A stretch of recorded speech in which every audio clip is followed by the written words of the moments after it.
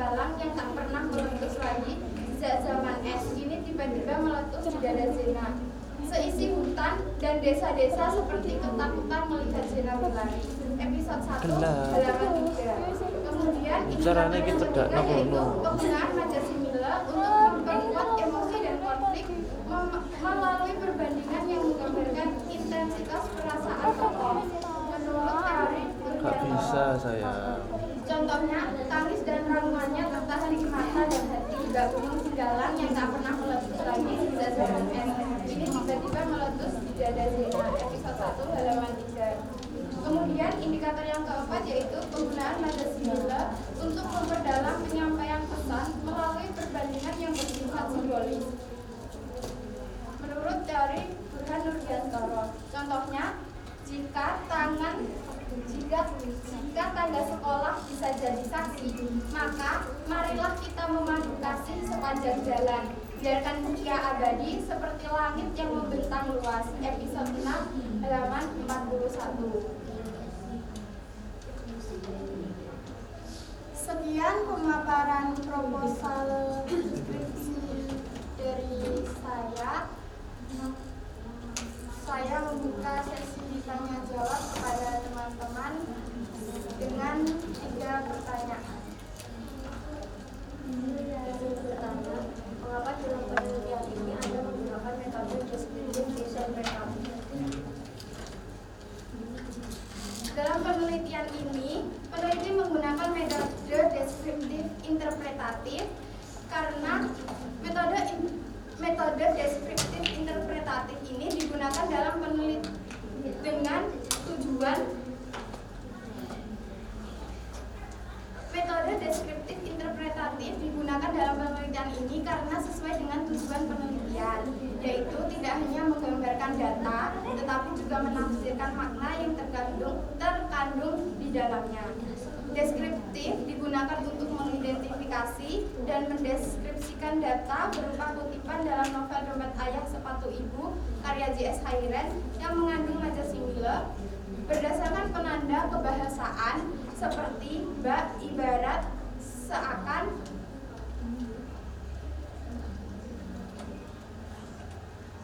dan laksana. Dengan demikian, bentuk majasimile dapat dijelaskan secara sistematis dan terstruktur. Sementara itu, interpretatif digunakan untuk menafsirkan fungsi dari majasimile tersebut dalam konteks cerita, seperti dalam memperjelas penggambaran tokoh, membangun suasana, memperkuat emosi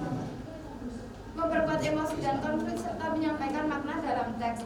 Dengan kata lain, metode ini dipilih karena penelitian ini tidak hanya berhenti pada tahap pengumpulan data dan pengelompokan data, tetapi juga berupaya memahami makna dan fungsi penggunaan majasimile secara lebih mendalam sesuai dengan konteks dalam novel. Izin bertanya, mengapa Anda memilih objek dompet ayah sepatu ibu sebagai objek penelitian skripsi Anda? Baik, terima kasih untuk menjawab. Kenapa peneliti memilih novel Dompet Ayah Sepatu Ibu karya J.S. Hairen sebagai objek penelitian? Novel ini dipilih karena sebagai objek penelitian karena memiliki keunikan dan kekhasan dalam penggunaan majasimile dibandingkan dengan novel lain. Dalam novel ini, penggunaan majasimile tidak hanya muncul sekali, tetapi digunakan secara konsisten untuk memperjelas berbagai aspek cerita seperti penggambaran tokoh, suasana, dan pengalaman yang dialami tokoh. Selain itu, novel ini menunjukkan bahwa simile digunakan dalam konteks yang beragam dan tidak monoton, sehingga memberikan variasi data yang cukup kaya untuk dianalisis. Hal ini menjadi pertimbangan penting karena tidak semua novel memiliki intensitas dan keberagaman penggunaan majasimile yang sama. Di sisi lain, berdasarkan kajian penelitian terdahulu, novel ini memang sudah pernah diteliti. Namun, pembahasannya masih bersifat umum dan belum secara khusus menyoroti majasimile. Artinya, meskipun objeknya sama, sudut pandang kajiannya masih terbuka untuk dikembangkan, sehingga penelitian ini tetap memiliki nilai kebaruan. Dengan demikian, novel ini dipilih bukan hanya karena tersedia, karena memiliki karakteristik penggunaan majas simile yang kuat, beragam, dan relevan dengan fokus penelitian, sehingga memungkinkan analisis dilakukan secara lebih mendalam dibandingkan jika menggunakan objek lain yang kurang mendukung. Terima kasih atas pemaparannya. Yang ingin saya tanyakan adalah apa manfaat yang Anda harapkan serta bagaimana kontribusi penelitian ini dalam pengembangan kajian majas simile. Baik, terima kasih. Pertanyaannya izin menjawab. Adapun manfaat dari penelitian ini yaitu diharapkan memberi manfaat yang signifikan baik secara teoritis maupun secara praktis.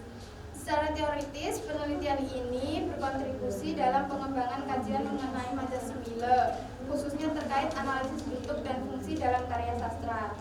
Berdasarkan penjelasan peneliti yang merujuk pada pemikiran Burhan Nurdiantoro, penggunaan majas simile berperan dalam memperjelas makna melalui perbandingan langsung yang ditandai dengan kata perbanding tertentu.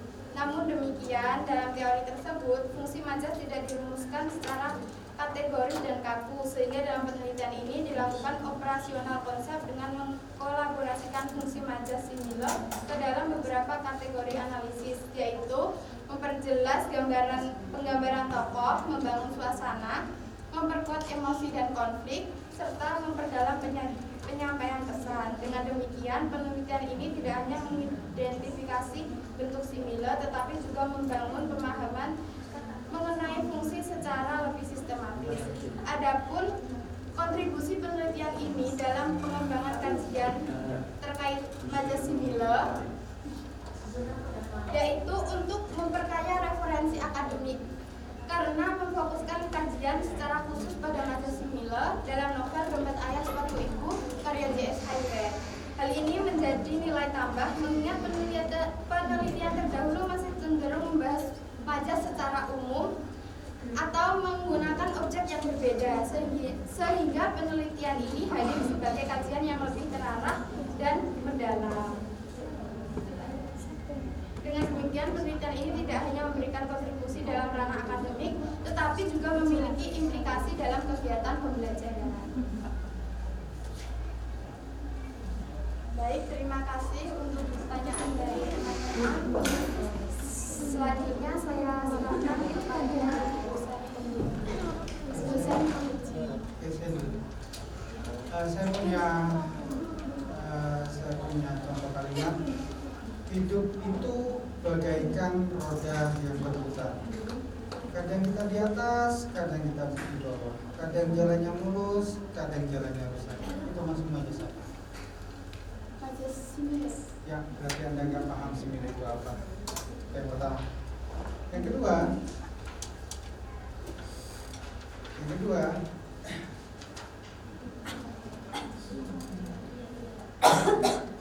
di 83 penggunaan kata pembanding dalam majas simile yaitu perbandingan eksplisit antara dua hal yang berbeda dengan menggunakan kata penanda tertentu seperti bak, akan, dan sejenisnya. Dan sejenisnya itu apa saja? Ada berapa banyak? Yang disebutkan di sini seperti bak, seakan. Kemudian ada bagaikan, bagai, laksana, terus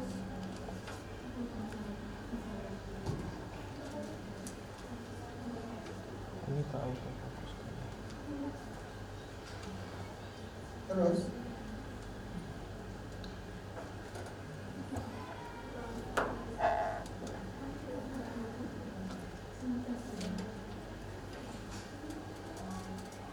bagaikan, bagai, sebagai, laksana, mirip,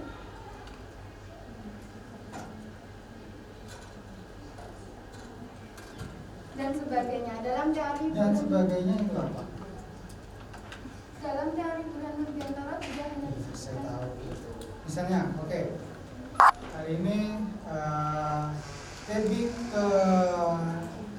Debbie pergi ke kantin dengan Aulia, dengan Alven, dengan Freddy, dan lain-lain.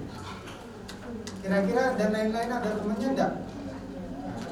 Dan sebagainya.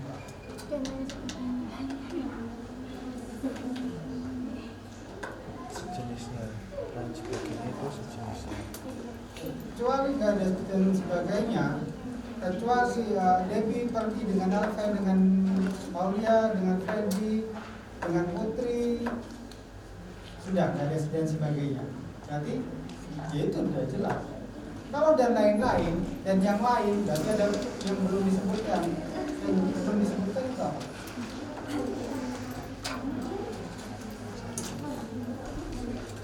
Kalau yang belum disebutkan dalam indikator yang ini ya, kan di sini yang disebutkan hanya 3, sebagai tidak dan seakan.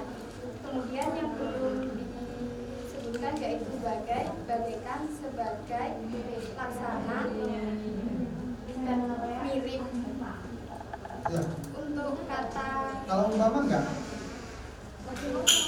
Kalau tapi enggak? Oke, contoh. Debbie anaknya pemarah, tapi dia baik.